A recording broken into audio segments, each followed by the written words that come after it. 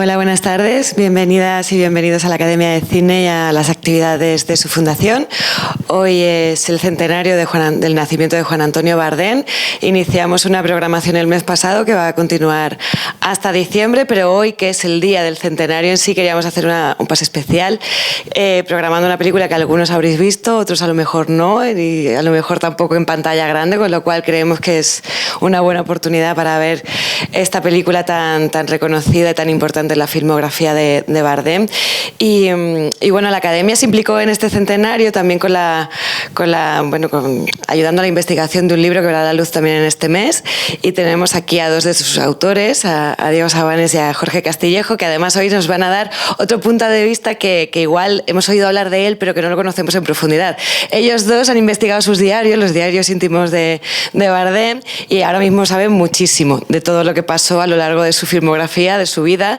Y entonces, para ver Muerte de un ciclista de otra manera, antes nos van a contar un poco cómo Bardem tuvo que afrontar a la censura. Lo hizo durante toda su carrera, pero en esta película en especial hubo 6 informes en contra.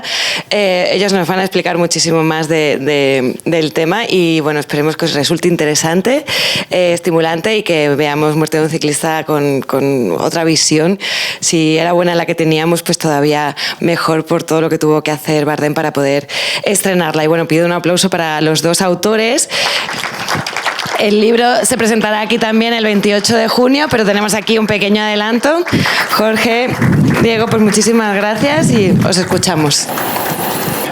Bueno, buenas tardes. Muchísimas gracias a todos y a todas por estar aquí, acompañarnos. Para nosotros esto es un día de estos que parece que no van a llegar nunca, porque llevamos mucho tiempo con todo el mundo, el universo de Juan Antonio Bardem entre manos.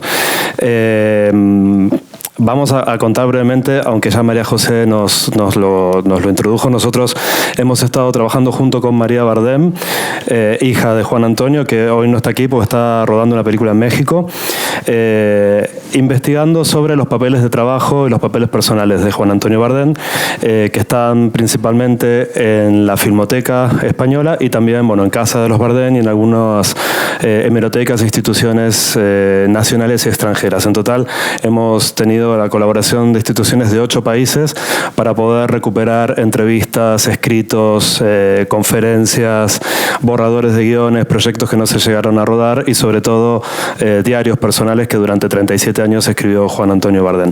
Pero con todo este material hemos preparado un libro, esto voy a ver si funciona, que es este que está aquí, que vamos a presentar, como recién decíamos, el día 28. Esto es como en primicia la portada del libro y la fecha de la presentación.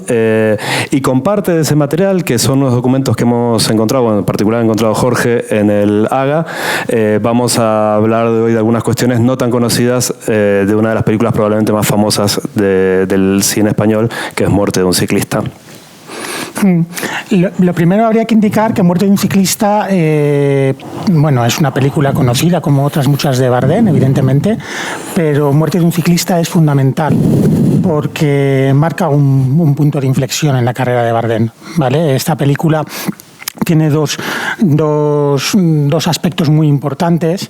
El primero es que, aunque Bardem ya había presentado sus anteriores películas en algunos festivales internacionales, esta es la primera que obtiene realmente una repercusión mediática a nivel internacional, a nivel europeo sobre todo, increíble, ¿no?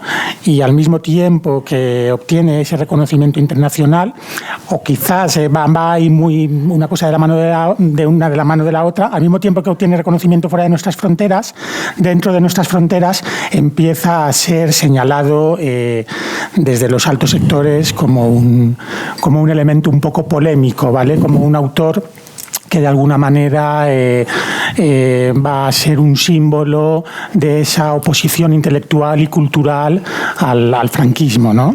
Esta película es la primera película de Bardem que contiene realmente elementos ideológicos, aunque él en anteriores películas, porque había hecho con Berlanga Esa pareja feliz y había hecho una especie de comedia así más frívola que se llamaba Felices Pascuas.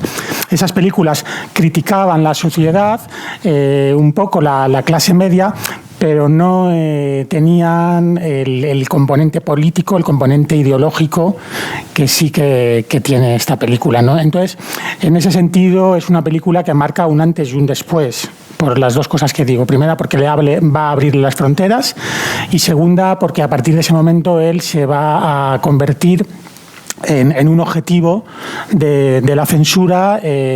La censura, cada nuevo proyecto que él quiere levantar o que él va a dirigir, lo van a mirar con lupa, y va a obtener a lo largo de su trayectoria hasta el año 76, porque aún después de muerto Franco se alargó 1 o 2 años la censura, va a obtener con prácticamente todos sus proyectos muchas dificultades. Sí, habría que aclarar un poco cómo era el mecanismo de trabajo de la censura, sobre el cual reflexionó el propio Bardem en un ensayo que escribió desde la cárcel. Él, en el año 76, pasó un par de meses detenido en Carabanchel por no haber pagado una multa después de la participación en una manifestación. Bueno, tuvo una historia que es una subtrama que contaremos otro día. Y en la cárcel, además de hacer una lectura de un proyecto que tenía listo para rodar y que no pudo filmar, que se llamaba casualmente Matar al General, pero que no se refería a ese, se refería a otro. Además de eso, tuvo tiempo de escribir un ensayo llamado Una reflexión sobre la causa cinematográfica, que se refería específicamente a la censura y sus procedimientos entre el año 38 y el 76, que en realidad, decía él, no habían cambiado tanto. Algo que Jorge y yo debatíamos hoy un poco, comparando ciertas películas de género con el cine de autor, y habría que hilar eso un poco más fino. Pero básicamente, digamos que había dos grandes instancias oficiales de censura. Cuando una productora quería rodar una película, tenía que primero presentar un guión. Ese guión era revisado por una comisión conformada por personas que no se sabía, fuera, digamos, de los estamentos oficiales, quiénes eran. Y cada persona publicaba un informe. Nosotros tenemos hoy, vamos a compartir con vosotros algunos de estos informes. Y luego había una segunda instancia, que era, una vez que la película era autorizada y se filmaba, antes del estreno se hacía un pase de la película rodada a ver si lo que se había autorizado coincidía con lo que se había rodado o no. Entonces, estas eran las dos instancias. Por supuesto, para el cine extranjero solamente existía la segunda, la de la película ya terminada, y en ese caso podía ocurrir que la película fuera prohibida íntegramente, o bien que sea autorizada con cortes, los famosos cortes de la censura.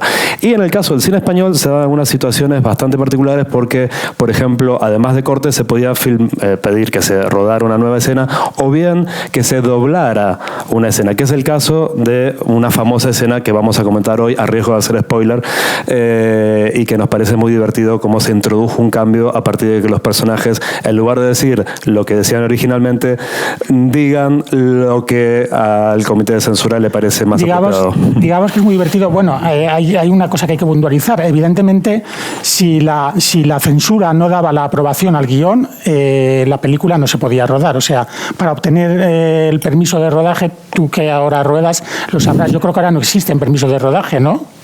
Pero, bueno, existen otros tipos de permisos de rodaje, pero que no dependen. Pero en esa época... Ahora hay unos puntajes, hay un sistema, se ha perfeccionado el sistema. En esa época, para rodar una película, como veo que hay en el público gente joven, por si no lo sabéis, os informo, para rodar la película tenía que haber un permiso oficial que autorizaba rodarla. Entonces, si no se pasaba censura a ese guión, si ese guión no obtenía la autorización o la aprobación de los censores, aún con los cortes, porque hay algunos que automáticamente, Bardem tiene guiones que automáticamente no es que se los cortaran, que le decían, esto no, o sea, esto no hay manera de rodarlo, ¿vale? La famosa película del tríptico. El Triángulo. Sí, bueno, no, el tríptico digo porque eran 3 directores, eran una película que se iba a hacer en el 65, que eran Berlanga, Armando Moreno y él, y automáticamente esa película se prohibió entera. Era una película que hablaba del adulterio, y claro, el adulterio y ridiculizar a la Iglesia y a los altos estamentos, vamos, que hay que decir que evidentemente en estos comités censores había mucha presencia de los altos testamentos, tenía mucha presencia y mucha importancia sobre todo en la Iglesia.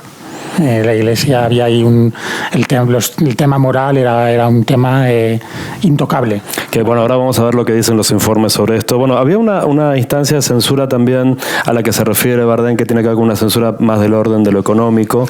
Sí, porque el mismo comité que leía los guiones y aplicaba la censura se encargaba luego de dar una calificación a las películas, ¿vale? Digamos que le daban una categoría. Esa categoría se daba siguiendo pues tanto unos valores técnicos y artísticos como unos valores que tenían que ver evidentemente con el contenido. Entonces, si la película obtenía la puntuación máxima, que era lo que se llamaba calificación especial, pues la película tenía una ayuda económica más grande. Si la película obtenía una especial primera, luego estaba especial segunda, o sea, había como varias categorías, ¿vale? Y evidentemente en función de la categoría había una cuantía económica. Entonces, Bardem insiste en que este tipo de censura, aunque no es una censura propiamente dicha, pero la censura económica para los autores, para los directores, para los productores, también es una censura importante, ¿no? Y era un tema en el que él insistió a lo largo de su carrera. Sí, en muchas declaraciones también que después vamos a ver trajeron consecuencias bastante serias. Bueno, hablemos específicamente, pues nos queda poco tiempo, estamos en la mitad de nuestra exposición, porque esto puse acá nuestro cronómetro. Vamos a hablar específicamente de lo que resultó problemático respecto a muerte de un ciclista cuando Bardem presentó el guión primero.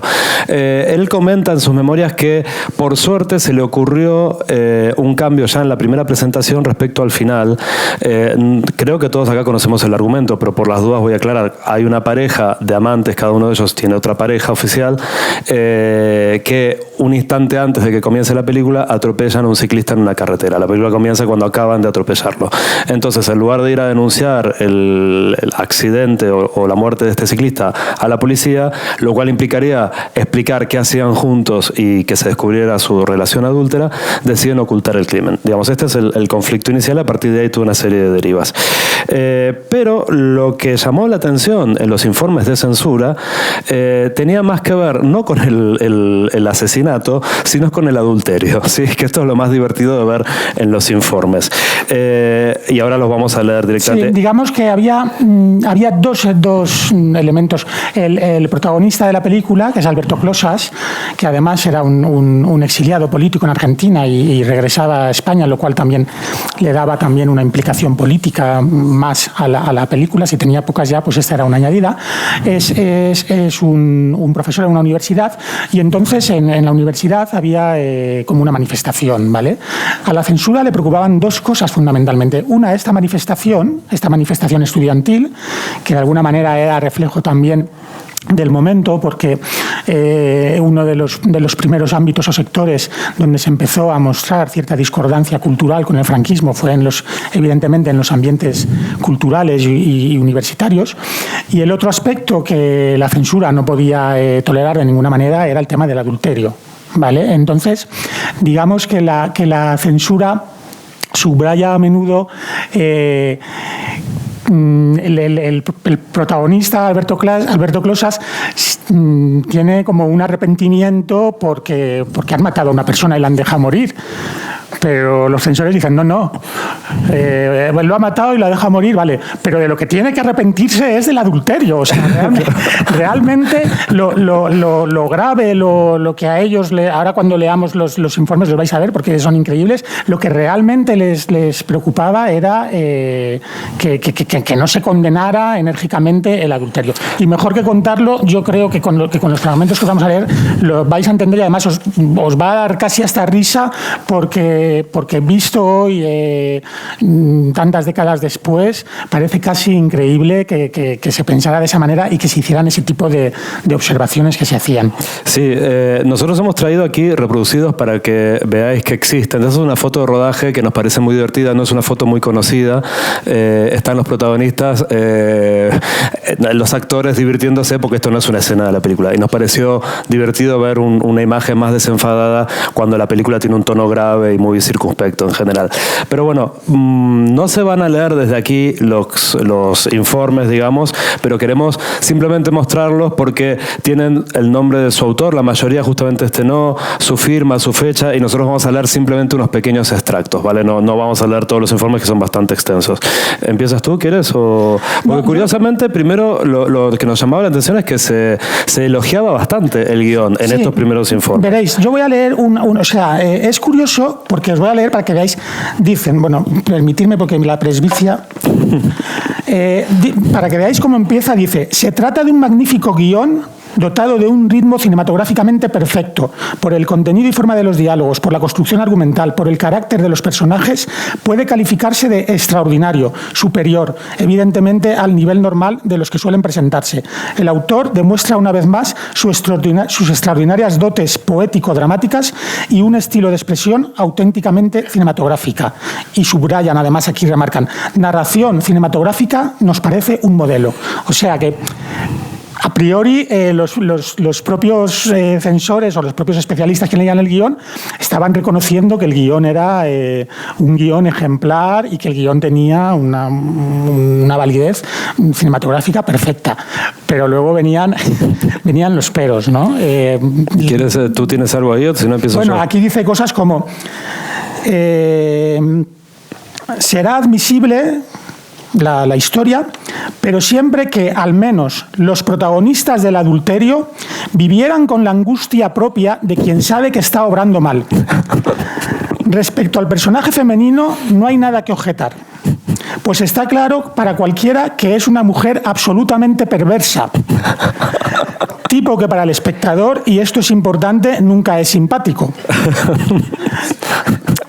El otro día, cuando te comentaba esto, cuando leíamos esto, Diego me decía que evidentemente no tenía ni idea del film noir y la femme fatale, que es todo como un subgénero, digamos. Bueno, parece que no era el censor, que sería eclesiástico, no estaba muy puesto con cine negro. Y luego añaden su participación, la del personaje de Alberto Closas, en este hecho, se refiere al accidente, es lo único que tortura su conciencia. Pero es necesario que Juan llegue a aborrecer moralmente a su amante, aunque se sienta físicamente atraído por ella. Sobre todo a partir de la escena con Matilde, que es otro personaje tal. Pero, o sea, de alguna manera ya se ve claramente cuáles son las indicaciones o las líneas que van tomando. Sigo yo con otro informe de todo esto es 27 de octubre de 1954. Dice acá un par de frases. El adulterio está vivo desde el principio hasta el fin, ¿no? Como una cosa terrible. Y además es de una absoluta impunidad, ya que el temor de los amantes no se refiere a las relaciones ilícitas, sino a ser descubiertos como autores de la muerte del ciclista. Y es como que están indignados. El censor dice, ¿cómo puede ser? Es cierto que no hay ejemplaridad y que ninguna mujer quisiera imitar a María José. Aclara. Vale, mujeres presentes, no imitáis a María José. Bien, ahora bien, dice, condenado expresamente el adulterio. Suprimida la huelga de estudiantes. Suprimido también la última escena de ambos en el campo atrincherado. De esto merece una aclaración. Eliminadas serían las expresiones amorosas de ambos personajes cuando el miedo se cierne sobre ellos. Y finalmente, dejando perfectamente claro, entre paréntesis, la imagen sola no basta, que María José muere en el accidente, spoiler, lo siento, y no por suicidio, creo que puede autorizarse la realización de esta película. O sea, no deja nada en pie, pero después lo autorizan. ¿Qué más tenemos por ahí? Este es fantástico. Este dice, lo importante es que el pecado no triunfe, que exista un castigo o desenlace fatal, que no trate de justificarse o que no exista un recreo morboso en la pintura del mal, que el remordimiento torture a sus autores y que la paz no vuelva a sus espíritus hasta que se restablezca la debida reparación o penitencia a la falta. Pero no está hablando en ningún momento de la asesinancia, de que Juan está arrepentido del atropello y criminal abandono de la víctima. Y ahora ponen esto en mayúscula para que se entienda más, pero no de sus relaciones ilícitas con la protagonista, pues incluso da a entender que después de los años de cárcel que les esperan y purificados de esa culpa, puedan volver a reunirse los dos amantes. Y esa actitud está reafirmada con su postura afectiva e intensamente amatoria. Y acaban aquí con mayúscula. Juan debe condenar o sentir pesadumbre de unos amores que le han llevado a tal extremo. Cosa que después va a tener que ocurrir, o sea, hago acá como un inciso, porque a raíz de estos informes, ahora leemos algún destacado más, Bardem tiene que doblar una escena donde están los amantes, la escena casi del final, en una chimenea, una escena claramente romántica, donde ella está en el suelo, él está, bueno, los dos están en el suelo, ella se recuesta y conversan, y cada vez que él sale de cuadro se nota claramente que está doblado por el mismo Alberto Closas, y le agregaron 2 frases que hemos transcrito nosotros que nos parecen genial. En medio de una escena amorosa donde se debaten sobre separarse para luego reencontrarse, él la convence a ella de ir a la policía a denunciar, ella hace como que acepta, pero en el fondo muy convencida no está, y de pronto él dice, cada vez que van a ver que la cámara panea, y él fuera de cuadro dice: vamos a ser los dueños de nuestros destinos, diremos no a tantas cosas sucias. Lo dice como con un anhelo de felicidad. A esto nuestro también. Jamás volveremos a vernos. Empezaremos limpiamente, cada cual por su lado. ¿Sí? Claramente los personajes no quieren hacer eso, pero dice eso él. Y la otra cosa, ella se levanta, hay un corte muy feo que van a ver, a un primer plano de ella, y entonces dice también en off Alberto Closas: este es el fin de algo que no debió empezar nunca. Ahora es el momento de decirse adiós para siempre. Nunca más volveremos a vernos. Nunca más. Tiemblas, dice a ella, que está como con cara de no me convence mucho ir a la policía a denunciar esto, y él dice: tiemblas, yo presiento confusamente un final horrible, horrible. Pero ya me diréis, choca mucho porque el resto de la película, cuando la veáis, en ningún momento los personajes hablan de esta manera. De esta manera literaria, que además contaba Bardem, que estaba sacado como de una cita de, no me acuerdo si era de San Agustín. En un sitio nombra San Agustín y en otro nombra otro santo, pero bueno, que era como todo muy... Entonces, claro, ahora nos hace gracia a nosotros, pero lo peor de todas estas cosas, que es algo en lo que Bardem insistía, bueno, él y tantos otros coetáneos suyos que sufrieron lo mismo, que las películas quedaban ahí.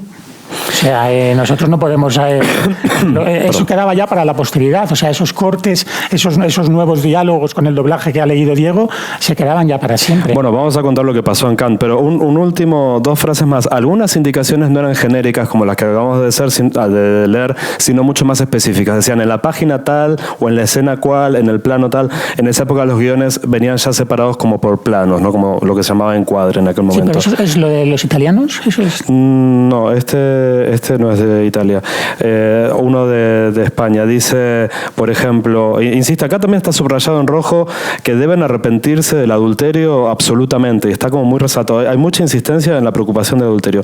Y bueno, entre otras muchas indicaciones, perdón, yo me quedé con esto acá, voy a pasar, ya no sé ni por dónde vamos, pero bueno, a ver si se ve, aunque sea algún otro. Dice, por ejemplo, la secuencia interior habitación Ventorrillo, plano 536, etcétera, no ha de celebrarse en esa habitación, sino en otro sitio público como en un café. O sea, los amantes, si no se tienen que encontrar en privado, se tienen que encontrar en lugares públicos. Y después dice, procurar que la actitud del marido, esto me encanta, procurar que la actitud del marido Miguel, sí, que es el marido del personaje de ¿cómo se llama? De Lucía Bosé, de María José, dice, procurar que la actitud del marido Miguel con su mujer María José sea más galiarda y que no aparezca como que ésta le mete los cuernos.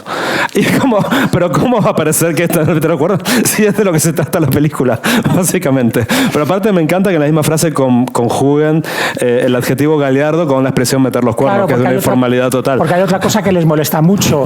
Les molesta no solo que haya un adulterio, sino que el marido de la mujer que está cometiendo el adulterio de alguna manera sea consentidor, o sea, es peor todavía, ya no es que haya el adulterio, sino que encima el marido lo está consintiendo. Pero hay una cosa muy graciosa, ¿vale? Hemos hablado de la censura y de lo que impuso la censura y tal, pero ahora creo que entra Italia, ¿vale? Esto era una coproducción con Italia.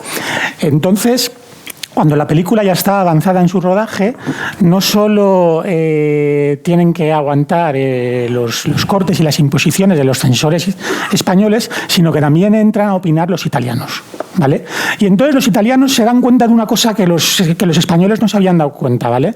Y es que en la película hay varias menciones a la guerra civil, hay una crítica a la alta burguesía, hay una ironía a la diferencia de clases, que son temas que a los censores españoles, que parece que estaban tan empecinados y tan empeñados en el adulterio, se les había pasado, ¿vale? Cuando eso es algo que realmente molestaba también al franquismo, porque es una de las primeras películas en las que se habla de la guerra civil de una manera distinta, ¿vale? El protagonista ha sido un excombatiente que ha luchado en la guerra civil, en el bando vencedor, y entonces hay momentos en los que reflexiona de qué ha valido la guerra, ¿no? Aquí hay una diferencia de clases muy grande y además vais a ver que de la manera en la que lo hace Juan Antonio Bardem está muy bien hecho por el montaje,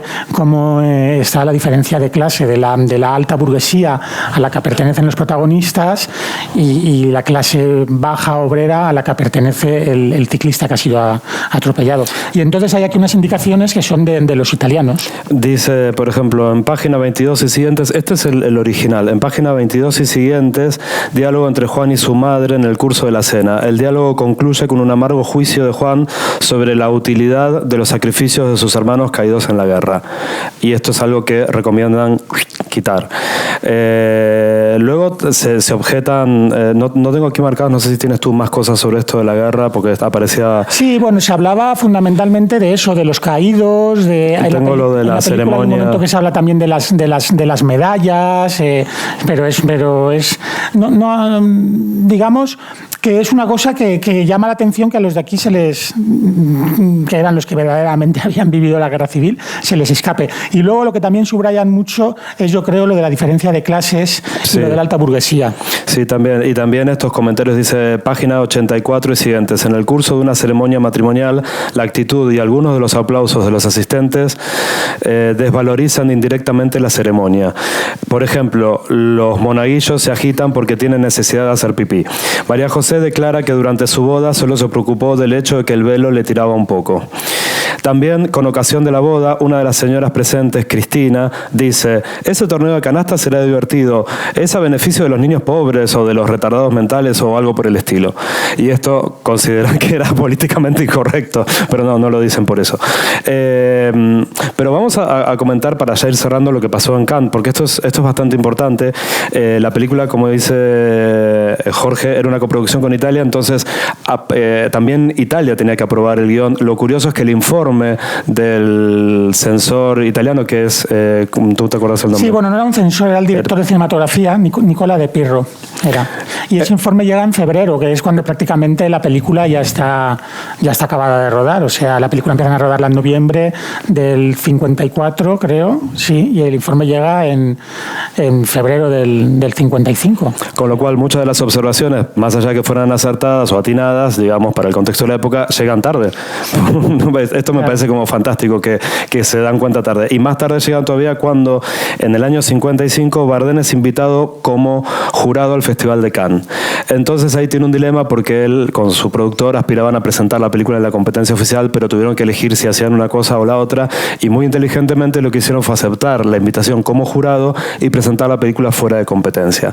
Esto le permitió a la FIPRESI, el jurado de la crítica internacional, darle un premio a la película, con lo cual en realidad esto fue un enorme lanzamiento, ¿no? Catapultó a la película, que a partir de ese momento se estrenó en Francia, en Italia, en España, y empezó un recorrido internacional. Claro, y no solo se estrena la película esta, sino que automáticamente en París se estrena también la anterior, la primera, Cómicos, ¿vale? Entonces esto le catapulta, y además con el beneplácito y el apoyo de la crítica francesa, del Cahiers du Cinéma, que en ese momento pues eran, bueno, pues Truffaut, Daniel Croisel, que luego con la historia cambiarán las cosas, ¿vale? Los mismos que entonces le alaban, luego le señalarán que Bardem ha muerto, ¿vale? 10 o 12 años más tarde, digamos, pero claro, el éxito en Cannes, el apoyo de la prensa especializada internacional, Cinema Nuevo, que era también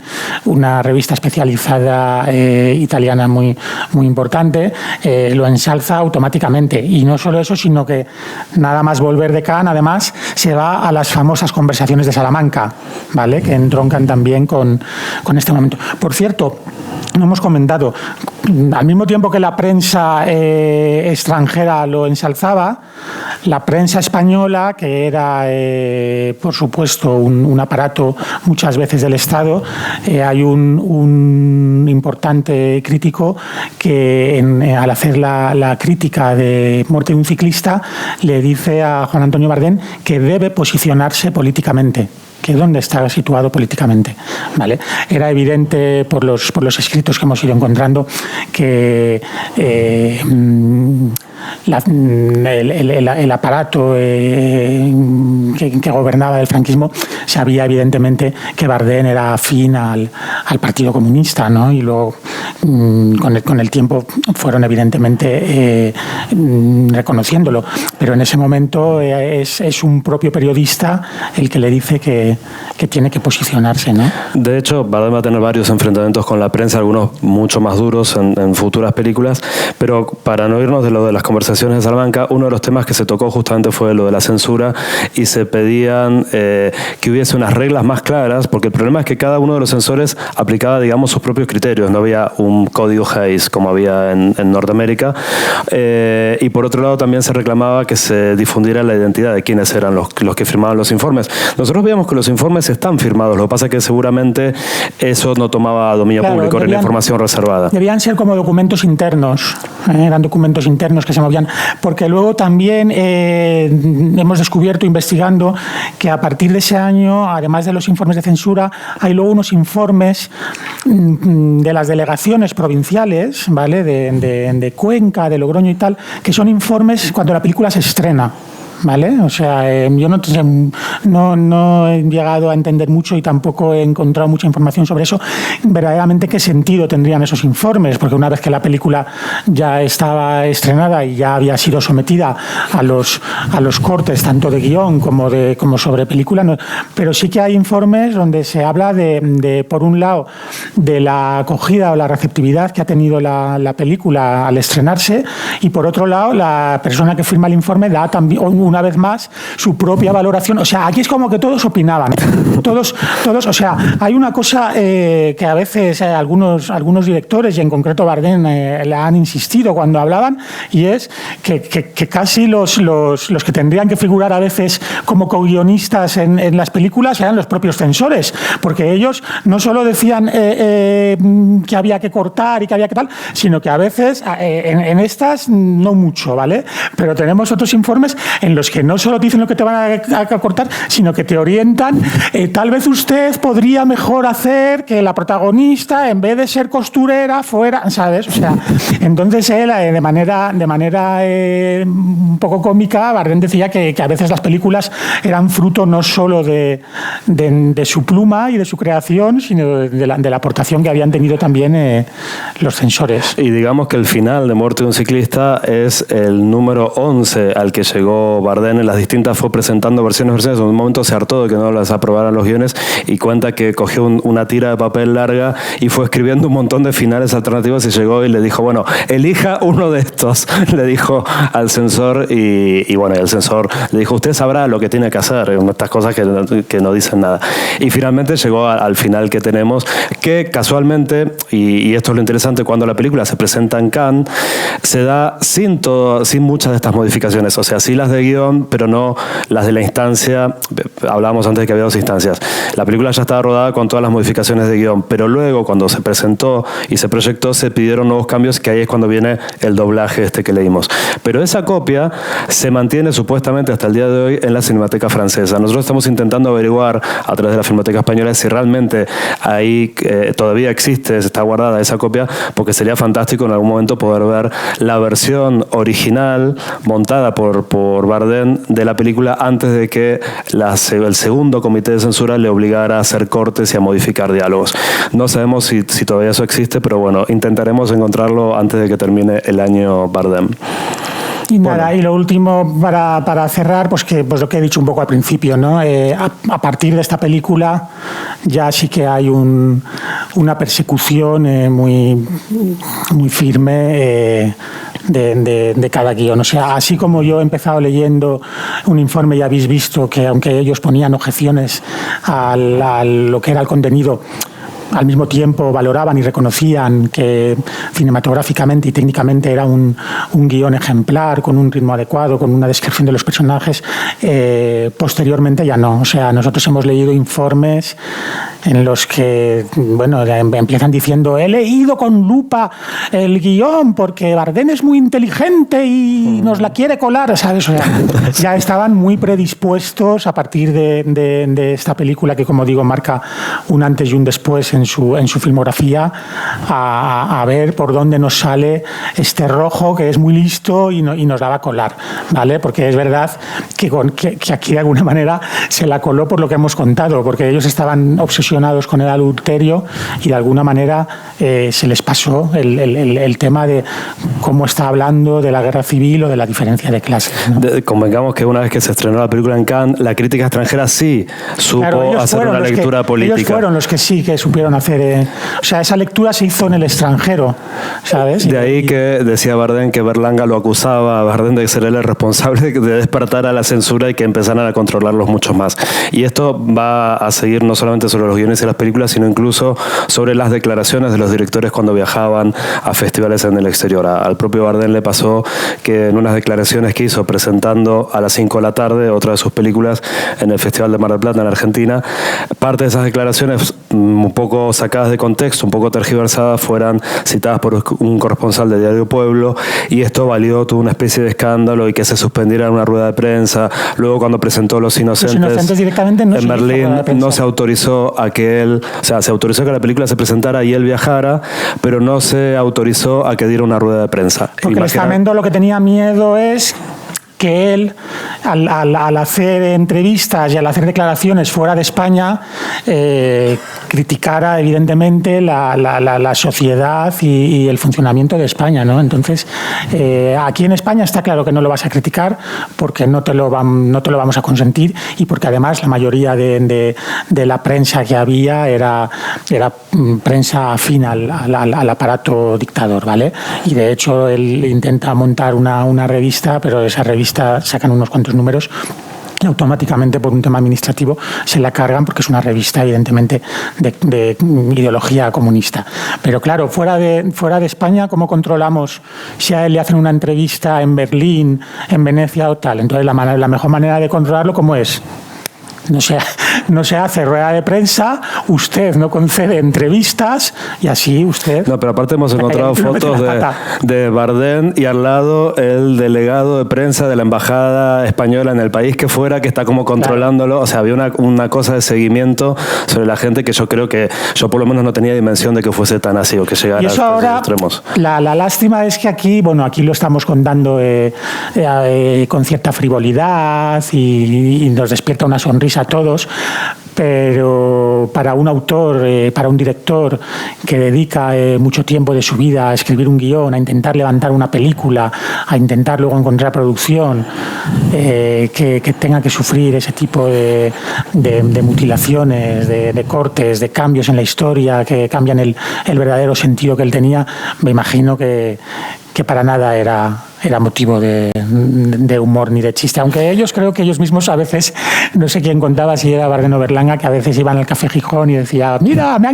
voy a ver lo que me han cortado 5, pues a mí me han cortado 6. A ver, ellos mismos se lo tenían que tomar, me imagino, también con con cierto humor, pero en el fondo yo creo que para un autor el que le mutilen su obra, pues no. De hecho, él decía también en varias entrevistas, cuando pudo rodar su primera película sin censura, que fue El Puente, que tenía internalizado los mecanismos de autocensura, y que esa era una de las peores cosas que ocurrían, ¿no? Que uno terminaba controlándose demasiado, y que era el propio Alfredo de Landa el que le dijo, ¿pero qué quieres decir? ¿Tal cosa? Pues dilo, ¿no? Que ahora sí lo podemos decir. Y después de tantos años trabajando con esos mecanismos así como oblicuos, habían quedado internalizados. Y también pensemos, dentro de todo, Bardem pudo filmar un montón de películas, pero no sabemos cuántos otros guiones quedaron sin filmar, no solamente de Bardem, sino de otros directores que no recibieron ese apoyo inicial que tuvo él con sus primeras películas. Nunca sabremos cuántos cines nos hemos perdido por culpa de estos mecanismos. Pues nada, esperamos que con esto que os hemos contado os sirva para la película, la vais a disfrutar igual, pero bueno, a lo mejor ahora pues os sirve un poco para contextualizar pues lo que fue el montar y el escribir esta historia, y lo que verdaderamente él quería contar y lo que al final pudo contar. Bueno, muchísimas gracias.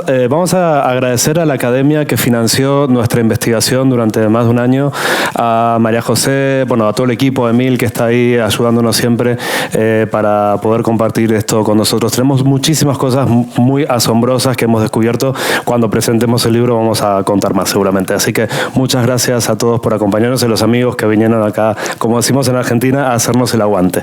Muchas gracias.